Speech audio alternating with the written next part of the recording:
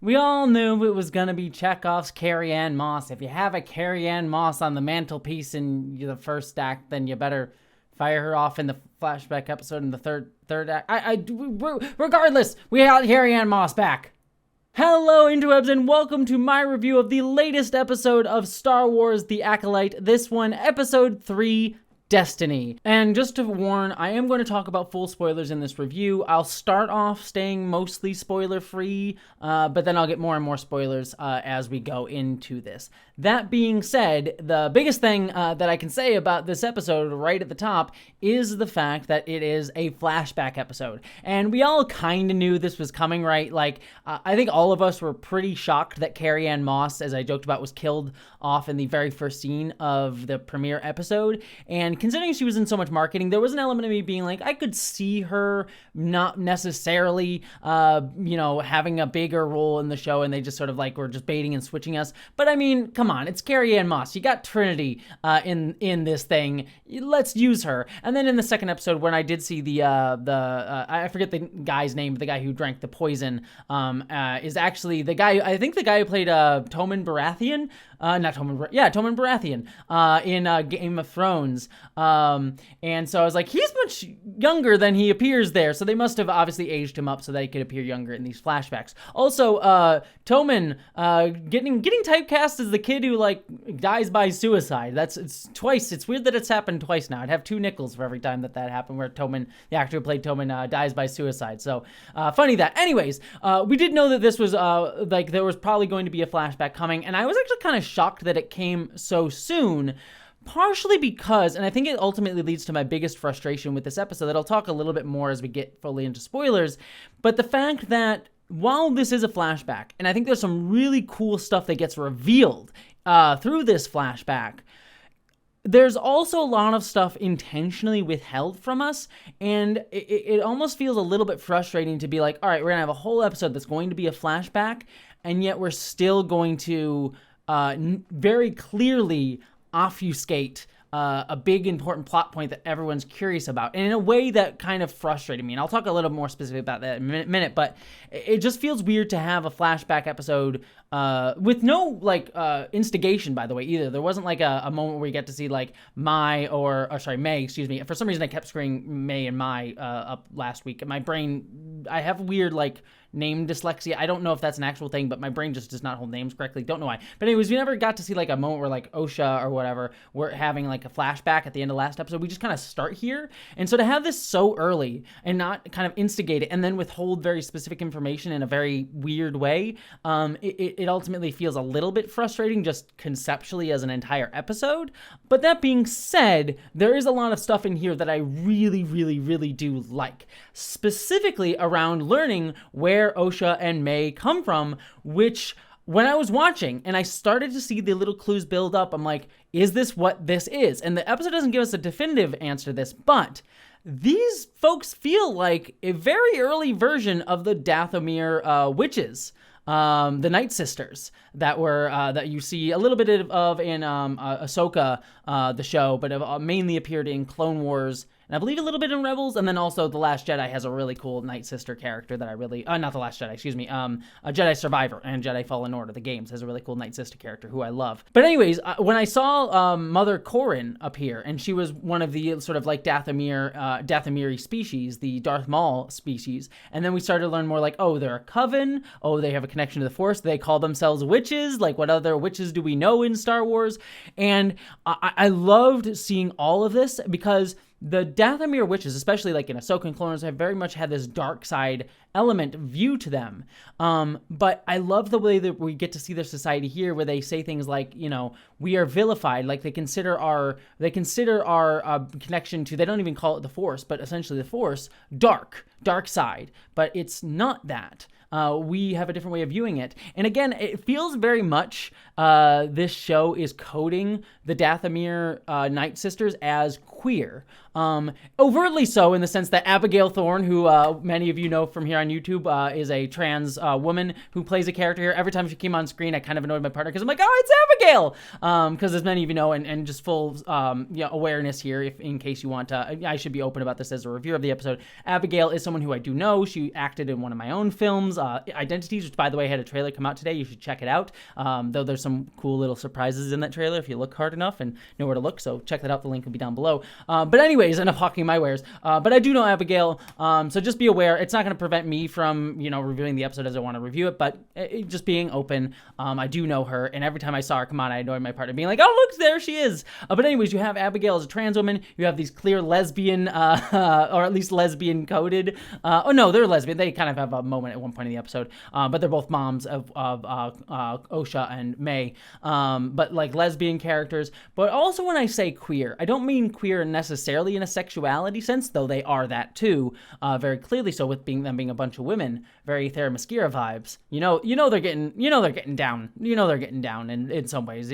Come on. But also queer in the sense that they are ostracized from society and vilified. Like queerness does not, when we talk about it more in a theoretical sense, it does not necessarily mean to be like sexually queer, but can be considered other, to be considered outside of the ways, what the institutions want you to fit into it for. And so the Dathomir being like seen as this dark side users, even though wouldn't even consider it dark side, and being coded as dark side by these Jedi who are the ones holding the institutional power.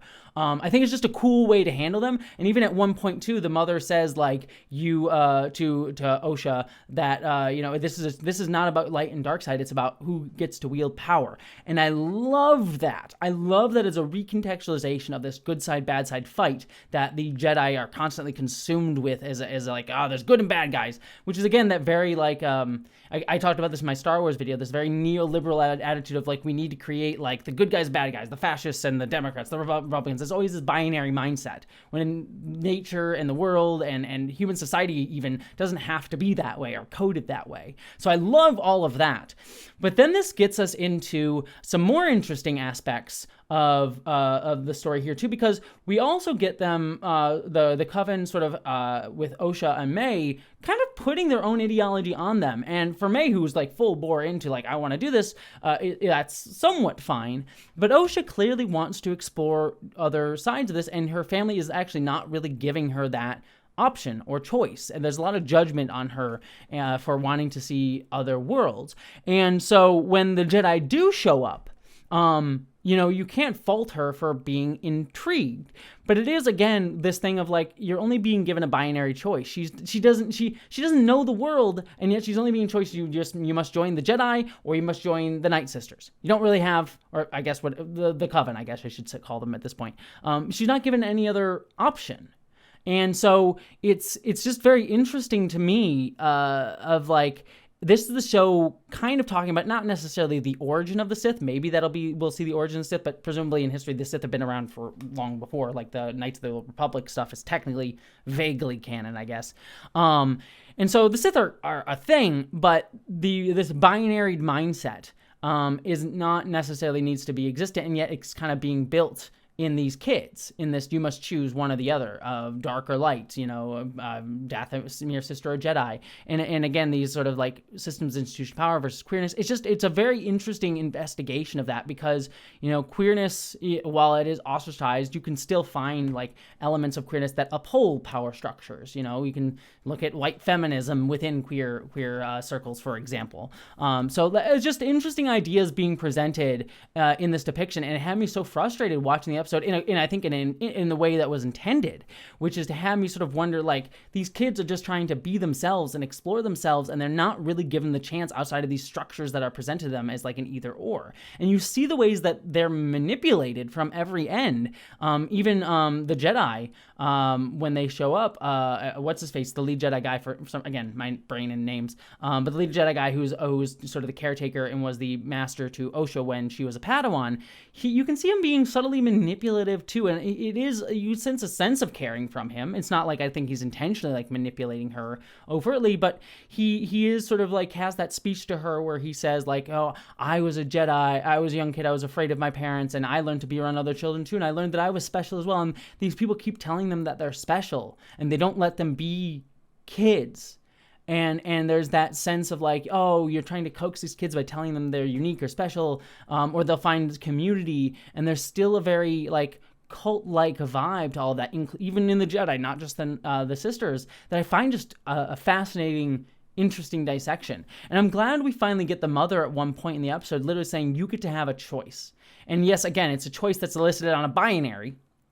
So it's frustrating, but at least there's some level of like recognizing her own agency in this that I found to be really, really interesting.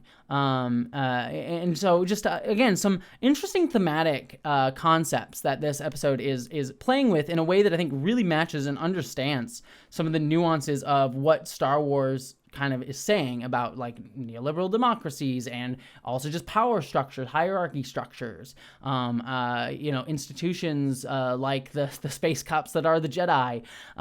It's just interesting. Speaking of space cops, Carrie-Anne Moss very much appearing like the most space copy of them all, of all the Jedi, which, man, you take Trinity and make her a space cop. What are you doing to me? You're breaking my heart. You're breaking my heart, show. I mean, Carrie-Anne Moss does a great job in that role for what limited screen time she is really given. But yeah, that there is all of that.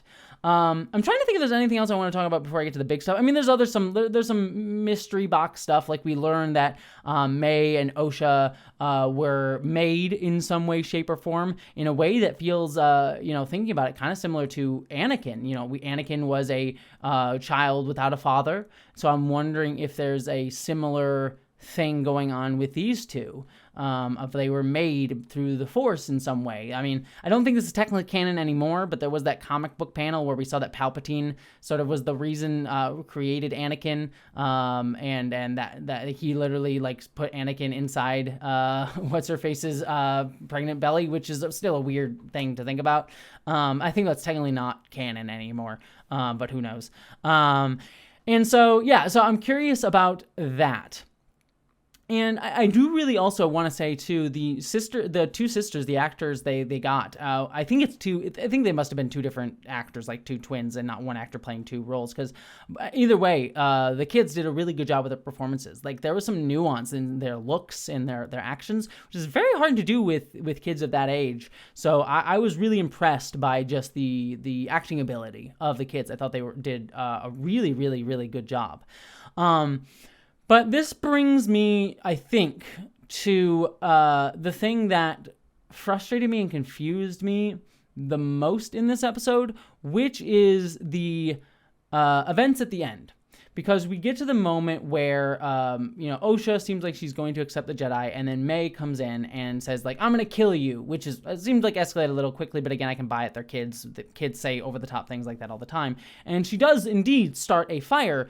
But then the sequence goes and you see that the fire didn't actually, like the fire had spread, and then the thing in the middle of their base gets blown up, and then you hear from May that, their mother is dead, and then we go out and see, there's all these bodies there, and the Jedi save Osha and then take her away and spirit her away. And you're sort of led to believe that May's fire caused that, and you can see how Osha got there, but obviously there's missing pieces here, and this is what kind of frustrated me, is the way it's presented. I think the intention is to put us in Osha's perspective and have us see and believe what Osha believes, which is like, May clearly you understand why Osha would believe that May was the one who killed her entire family, right? You could believe that from Osha's perspective. At least that's what they're trying to do. But the way it's presented, it's confusing because it just sort of like they come out and they're all dead. And you get a sense like, no, there's no way this fire could have started that much of, like, there's no way this could have happened from that. And again, I understand you're trying to capture the child's perspective, and I understand that it's intentionally supposed to be a little confusing of like, wait, what happened here? I don't really understand. Did I miss something? Maybe that makes sense. But also it hit me in a way that like kind of threw me out and being like, huh? Like, I don't know. It felt weird to me the way they depicted this. But again, even sitting here talking it out, like there's a part of me that's like, but that is kind of how Osha would experience. So I'm kind of two minds on it, but it did kind of throw me. That being said, what they are clearly doing is they are clearly trying to set us up with some form of mystery. I mean, the obvious culprits that you would believe. I mean, the one that they show initially is trying to get us to believe is that it's May. But knowing it's probably not May, because May has shown in the future that she was also just as surprised that, Osha was alive, that, she wants revenge against the Jedi, probably for these murders that she believed they committed. And so, and you also have the Jedi, so that leads us to believe it's the Jedi. And you also have the Jedi obviously very much feeling some level of guilt at this event. Now, for what reason they feel guilt, we don't necessarily know, but it would lead us to believe that they were the ones that committed this genocide of this coven.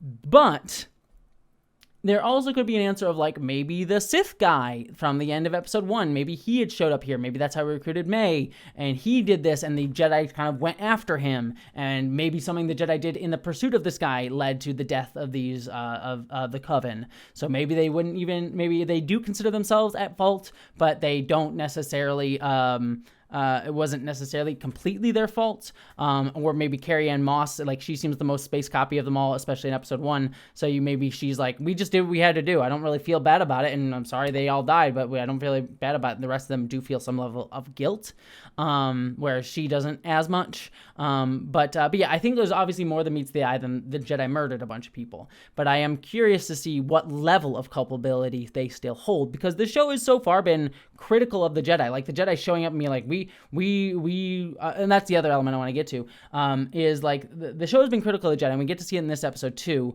where the Jedi just show up and say, we need to take your children. You're training children. And you get a little hint here of like the Republic's laws say they can just take whatever children they want if they have Force powers, which is awful. Absolutely awful. Like, they should not just be able to take Republic, any kids. And, the Coven has some level of safety because they technically, as they say, are not under Republic law. And so there's this element of, like, again, the Jedi being the space CIA, not just space cops, where they can like go into other, places that aren't in their jurisdiction and attempt to like, yeah, we're like America. America's laws should apply anywhere. We can mess around with whatever with impunity because we're America, even though we don't have jurisdiction here. So there's an element of that vibe too. And also being like sort of like what Christian monasteries and sort of like missionaries would be back in the day too. So like there's a lot of those like elements of these power structures that the Jedi sort of kind of are a palimpsest of representation of in this story. And so you get some of that. And so I'm sure that the Jedi are going to be some level of culpable for this genocide that we get here. Man, I'm saying genocide a lot here.